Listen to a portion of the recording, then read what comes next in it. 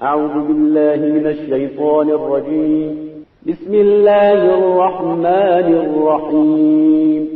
الحمد لله رب العالمين الرحمن الرحيم مالك يوم الدين. إياك نعبد وإياك نستعين. اهدنا الصراط المستقيم صراط الذين أنعمت عليهم غير المغضوب عليهم ولا الضالين. بسم الله الرحمن الرحيم. قل هو الله أحد الله الصمد لم يلد ولم يولد ولم يكن له كفوا أحد. بسم الله الرحمن الرحيم. قل هو الله أحد الله الصمد لم يلد ولم يولد ولم يكن له كفوا أحد. بسم الله الرحمن الرحيم. قل هو الله أحد الله الصمد لم يلد ولم يولد ولم يكن له كفوا أحد. اعوذ باللہ من الشیطان الرجیم. بسم اللہ الرحمن الرحیم. الحمد لأہلہ والصلاۃ علی اہلہا. السلام علیکم ورحمۃ اللہ وبرکاتہ. آؤ کتاب پڑھیں.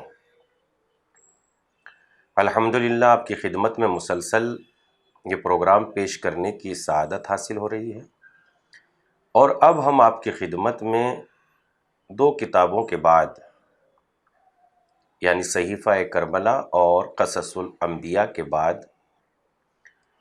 یہ سعادت خداوند عالم کی توفیق سے حاصل ہوئی ہے کہ رہبران معصوم یعنی چہاردہ معصومین علیہ الصلاۃ والسلام کی مختصر و معتبر حالات زندگی آپ کی خدمت میں پیش کریں. رہبران معصوم علیہ السلام کے پیج نمبر 20 تک گفتگو آپ کی خدمت میں پہنچائی جا چکی ہے. آئیے گفتگو کا سلسلہ شروع کرتے ہیں پیج نمبر 20 سے. بچپن اور جوانی کی کچھ یادیں، یعنی یہ یہاں سے ہیڈنگ ہے. حضرت کا بچپن یتیمی کے کرب کے ساتھ دادا عبد المطلب اور چچا ابو طالب کی گھنی چھاؤں میں گزرا. یتیمی کا رنج ہر رنج سے زیادہ جانگوداز ہوتا ہے. رنج کے یہ تجربے حضرت کی آئندہ زندگی کے لیے بڑے مفید ثابت ہوئے. رفتہ رفتہ عمر میں اضافہ ہوتا رہا اور بچپن سے جوانی میں قدم رکھا، جہاں صلاحیتیں اور جذبات پروان چڑھتے ہیں. اگرچہ ماں کی محبت اور باپ کی شفقت سے محروم ہو چکے تھے، مگر جناب ابو طالب اپنا اخلاقی فریضہ اور اپنے والد کی وصیت کے مطابق حضرت کے برابر حفاظت کرتے رہے. ابو طالب کے لیے حضرت 3 طرح سے عزیز تھے. فرزند تھے، مرحوم بھائی کی نشانی، اور اپنے مرحوم پدر کی یادگار تھے. لہذا حضرت ابو طالب کے گھر کی ایک فرد تھے. ابو طالب کے دوسرے بچوں کی طرح حضرت بھی ان کے ساتھ دسترخوان پر بیٹھتے تھے. جناب ابو طالب حضرت کے لیے مہربان باپ، وفادار چچا اور دل سوز مربی تھے. چچا اور بھتیجے میں اتنی محبت تھی گویا 2 قالب اور ایک جان تھے. یہی وجہ تھی کہ ابو طالب ہر جگہ حضرت کو اپنے ساتھ رکھتے، اپنے ساتھ عرب کے مشہور بازاروں عکاظ اور ذی المجاز کے لیے لے جاتے. یہاں تک کہ جس وقت جناب ابو طالب کا کاروان تجارت کے ساتھ شام جانے لگے تو حضرت کی جدائی برداشت نہ کر سکے اور حضرت کو اپنے ہمراہ شام لے گئے. حضرت نے اونٹ کے اوپر یثرب اور شام کا دور دراز کا سفر کیا.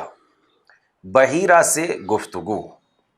جب قریش کا قافلہ بصرہ کے نزدیک پہنچا تو اس وقت گوشہ نشین زاہد بحیرہ اپنے صومعہ عبادت یعنی عبادت خانے میں تھا۔ اس نے دیکھا کہ ایک قافلہ آ رہا ہے اور قافلے کے ساتھ ساتھ ابر کا ایک ٹکڑا بھی حرکت کر رہا ہے۔ بحیرہ اپنے صومعہ سے نیچے اتر کر ایک گوشے میں کھڑا ہو گیا اور اپنے خادم سے کہنے لگا کہ قافلے والوں سے جا کر کہہ دو کہ وہ سب آج ہمارے مہمان ہیں۔ حضرت کے علاوہ ہر شخص اس کے پاس چلا گیا۔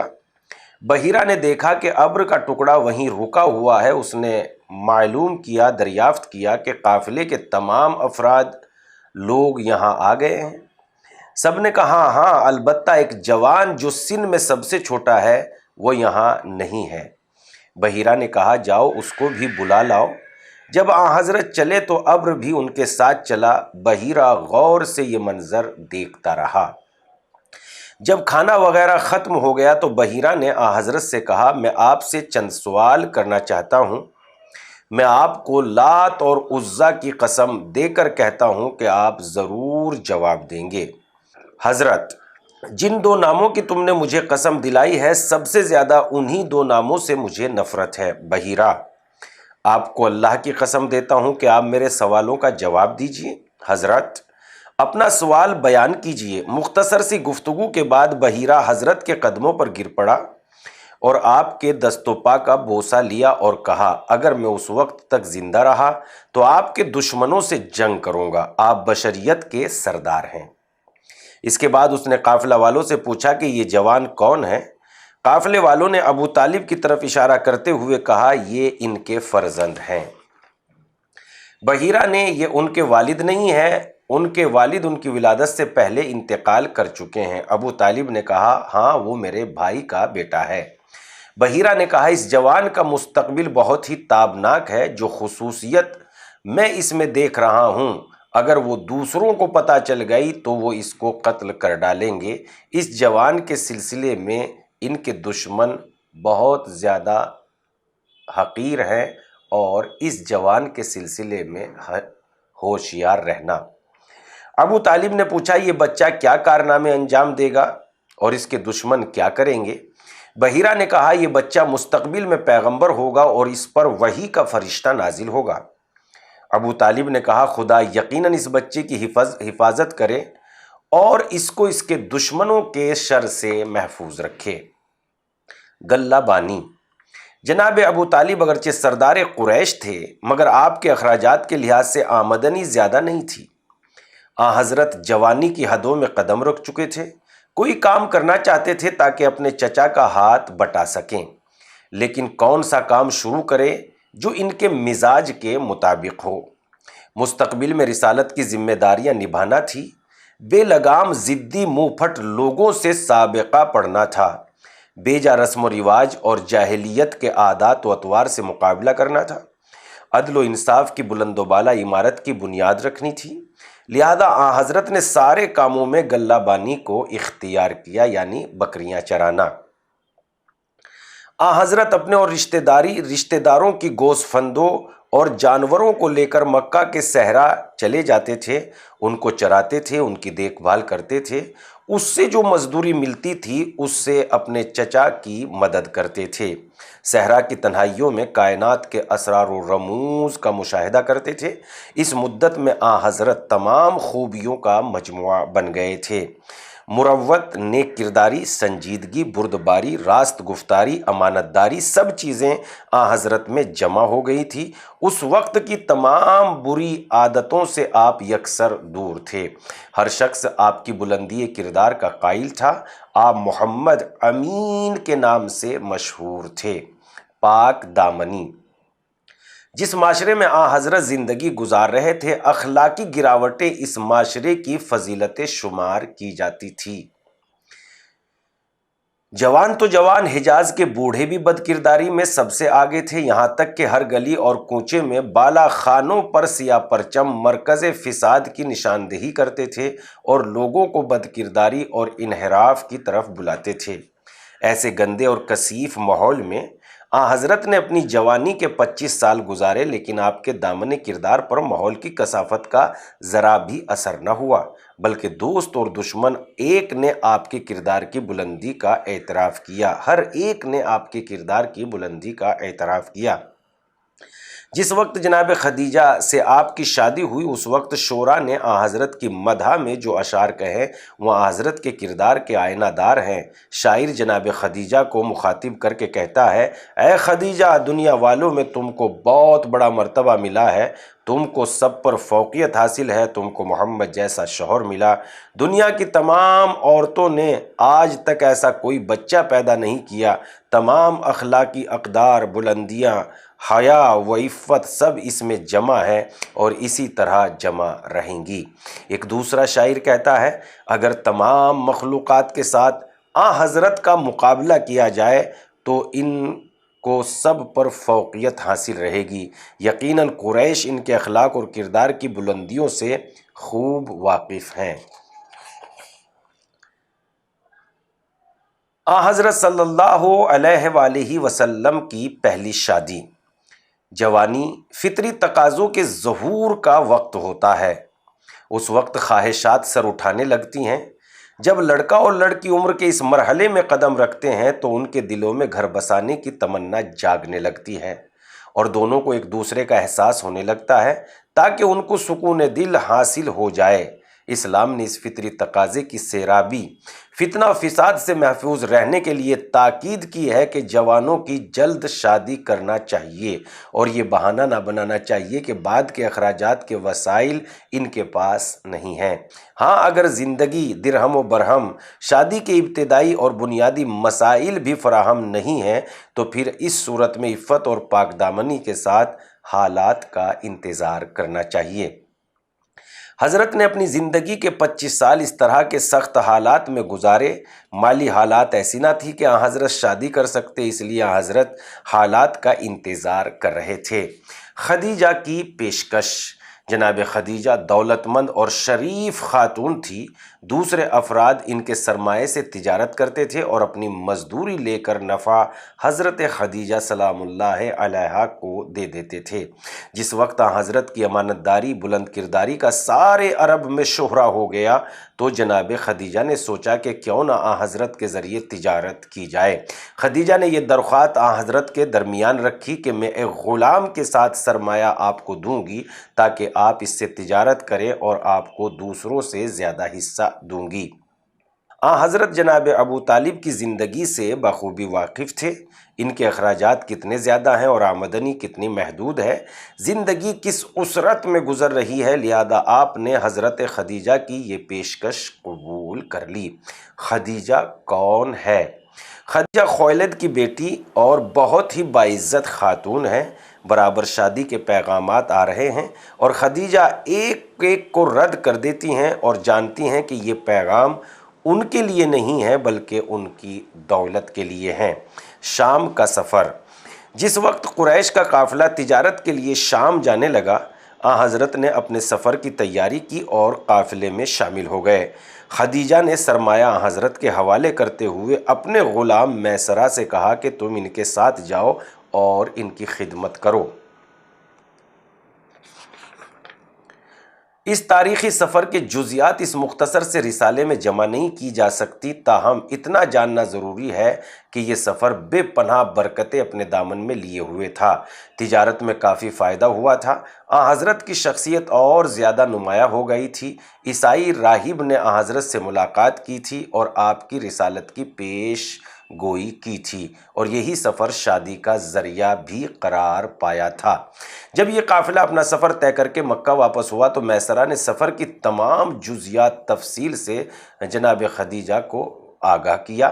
یہ باتیں سن کر وہ ایک عیسائی راہب کی پیشین گوئی سن کر حضرت کی شادی قریش کی ایک بہت ہی باعزت اور محترم خاتون سے ہوگی۔ خدیجہ نے اپنے دل میں ایک خاص لگاؤ محسوس کیا اور حضرت کی شکل میں اپنا در مقصود نظر آیا۔ اس سے پہلے کہ چچا ورقہ بن نوفل بھی پیغمبروں کے بارے میں کافی باتیں بتا چکے تھے اور بیان کر چکے تھے کہ آن حضرت نبوت کے بلند مرتبہ پر فائز ہوں گے اور خدیجہ ان کی شادی ہوگی اور خدیجہ سے ان کی شادی ہوگی، ان باتوں نے اس قلبی لگاؤ میں اور زیادہ شدت پیدا کر دی تھی۔ یہ بات کس طرح حضرت تک پہنچائی جائے، کیونکہ خدیجہ کوئی معمولی عورت نہ تھی، قریش کی سب سے زیادہ محترم خاتون تھی۔ شادی کی پیشکش۔ خدیجہ نے اپنی سہیلی نفیسہ جو خدیجہ کے رازہائے دل سے واقف تھی کے سامنے یہ بات رکھی تاکہ وہ آن حضرت سے گفتگو کرے۔ نفیسہ آن حضرت کے پاس گئیں اور آن حضرت سے کہا کہ آپ شادی کیوں نہیں کرتے؟ آن حضرت نے جواب دیا، میرے حالات شادی کی اجازت نہیں دیتے۔